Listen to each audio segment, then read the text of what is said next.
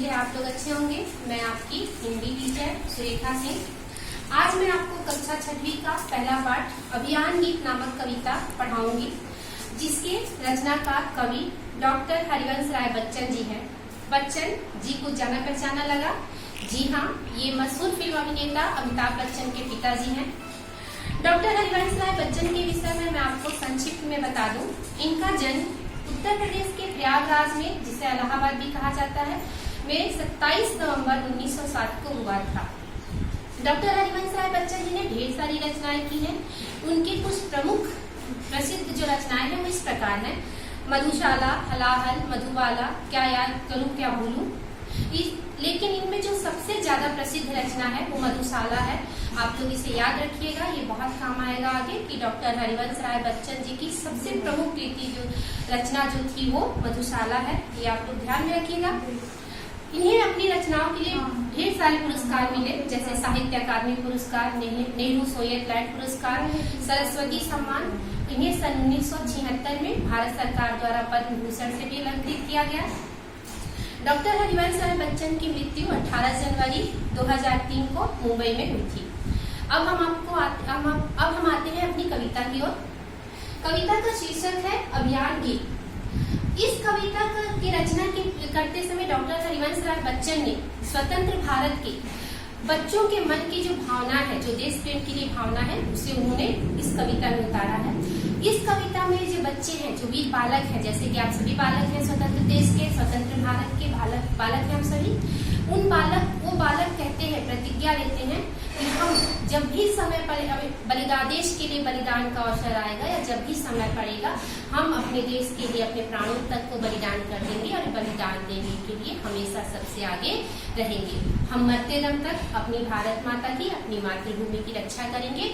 ऐसा संकल्प जो देश के बच्चे हैं वो इस कविता में लेते हैं। अब कविता की पंक्तियां इस प्रकार से है, आइए देखते हैं।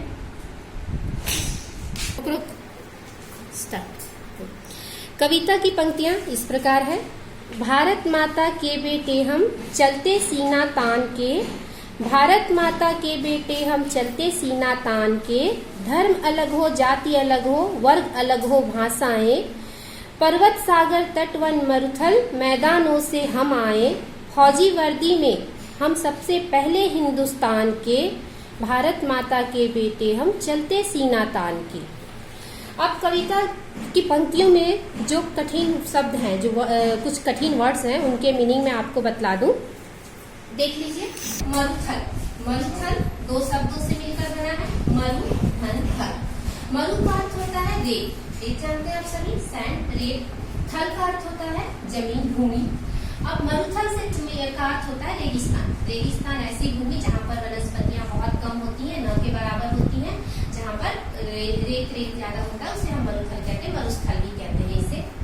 समता, समता का मतलब होता है समानता, बराबरी, इक्वलिटी। रज का अर्थ होता है धूल और कर का अर्थ होता है कण, उसके जो पार्टिकल्स होते हैं छोटे छोटे, उसे हम कण कहते हैं। तो रजकण का अर्थ होगा धूल के कण। एहसान, एहसान जो है उर्दू भाषा का शब्द है, जिसे हिंदी में उपकार कहा जाता है। जब किसी के लिए कुछ कार्य किया जाता है, कुछ उसके लिए फेवर किया जाता है, तो उसे हम उपकार कहते हैं। तो एहसान का अर्थ होता है उपकार। एहसान उर्दू वर्ड है, आप लोग ध्यान रखिएगा। और एहसान उपकार जो है उसका हिंदी में। अब कुछ यहाँ पे कुछ शब्दों के पर्यायवाची शब्द दिए गए हैं। पर्यायवाची का आप लोग जानते हैं, पर्यायवाची ऐसे शब्दों को पर्यायवाची कहा जाता है जिसके दो या दो से अधिक अर्थ होते हैं, उसे हम पर्यायवाची कहते हैं। हम कुछ पर्यायवाची शब्दों को देखते हैं। पर्यायवाची शब्द उन शब्दों को कहा जाता है जिनके दो से अधिक अर्थ होते हैं, उन्हें हम पर्यायवाची शब्द कहते हैं। तो जैसे इन पंक्तियों में कुछ शब्द आए हैं जिसके पर्यायवाची शब्द आप जान ले तो बहुत अच्छा है। पर्वत, पर्वत के पर्यायवाची होते हैं पहाड़, गिरी, भूधर। सागर, सागर को समुद्र, जलधि भी कहा जाता है। फूल, आप सभी जानते हैं, फूल बहुत समय से हम सुनते आ रहे हैं। फूल का पर्यायवाची पुष्प, सुमन, कुसुम। वन, वन मतलब जंगल, फॉरेस्ट, तो इसको कहते हैं अरण्य, जंगल, गार्डन। ये कुछ पर्यायवाची शब्द हैं, याद कर लीजिएगा। ये जो पंक्तियां देख, अभी हमने जो पंक्तियां देखी उसका जो भावार्थ है वो इस प्रकार है। डॉक्टर हरिवंश राय बच्चन जी यहाँ पर इन पंक्तियों में कहते हैं, देश के बच्चों की तरफ से, देश के जो वीर बच्चे हैं उनकी तरफ से कहते हैं, बच्चे भारत माता के सम्मान में उनकी रक्षा का प्रण लेते हुए, प्रतिज्ञा करते हुए कहते हैं कि भारत माता के बेटे हम चलते सीना तान के। वे कहते हैं कि हम भारत माता के बेटे हैं, हम भारत माता के बच्चे हैं और सीना तान के चलते हैं। सीना तान के चलने का अर्थ होता है शान से चलना, बड़े ही गर्व के साथ चलना। गर्व किस बात का है उन्हें? इस बात का कि वो भारत माता के बेटे हैं।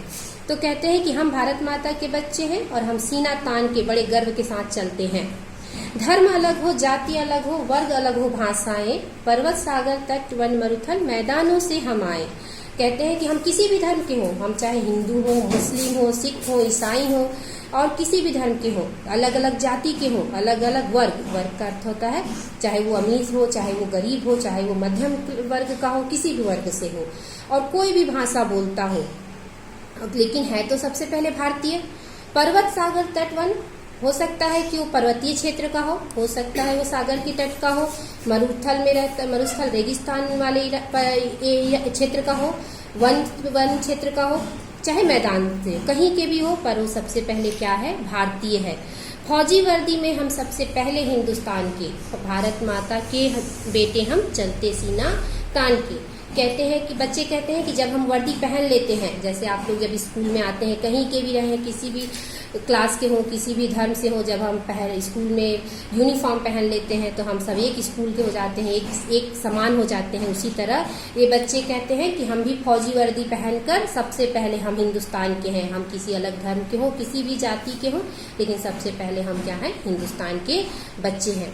भारत माता के बेटे हम चलते सीना तान के, और हमें इस बात का बहुत गर्व है कि हम भारत माता के बेटे हैं और हम सीना तान के बड़े गर्व के साथ चलते हैं। कविता की अगली पंक्तियां इस प्रकार है। हिंदुस्तान की जिसकी मिट्टी में हम खेले खाए हैं, जिसके रचकर को हम ममता समता से अपनाए हैं, कर्ज चुकाने हैं हमको उन रचकर के एहसान के, भारत माता के बेटे हम चलते सीना तान के। अब इन पंक्तियों में कवि ने क्या कहा है देखिए। सबसे पहले कवि कहते हैं कि हिंदुस्तान की जिसकी मिट्टी, मतलब हिंदुस्तान हमारा जो देश है, भारत देश, धरती माता, जिसकी मिट्टी में हम बचपन से खेले खाए हैं और खूब इतने बड़े हुए हैं, जिसके रचकड़, मैंने रचकड़ का अर्थ बताया था आपको, धूल के जो कण होते हैं उनको हम रचकड़ कहते हैं। तो जिस भारत माता के धूल में, जिस मिट्टी में हम लोग बिना किसी भेदभाव के, बिना किसी भेद किए हुए एक समान भाव से हम जिसमें खेले हैं, जहाँ के अन्न खाए हैं, उस भारत माता का अब हमको क्या करना है? कर्ज चुकाना है। उसने, इस भारत देश ने हमारे लिए जितना भी किया है, अब हमारी बारी है, हम उसके कर्ज को चुकाएं। उसके धूल के जो एहसान, यानी उसकी मिट्टी के जो एहसान है, जो उपकार है, उसको हम अब चुका दें। भारत माता के बेटे हम चलते सीना तान के। फिर बच्चे यही बात कहते हैं कि हम भारत माता के बेटे हैं और हम सीना तान के बड़े गर्व के साथ चलते हैं। तो यहाँ तक कि इस वीडियो में बस इतनी ही पंक्तियां हम पढ़ेंगे, इसका ही अध्ययन करेंगे। बाकी जो बचे हुए पंक्तियां हैं, शेष पंक्तियों का अध्ययन हम अगली वीडियो में आपको करेंगे। इस वीडियो में या इस पंक्तियों से संबंधित आपको जितने भी समस्या है या कोई डाउट है तो आप हमसे बात कीजिए, हम कांटेक्ट कीजिए, हम आपकी समस्याओं का समाधान अवश्य करेंगे। धन्यवाद।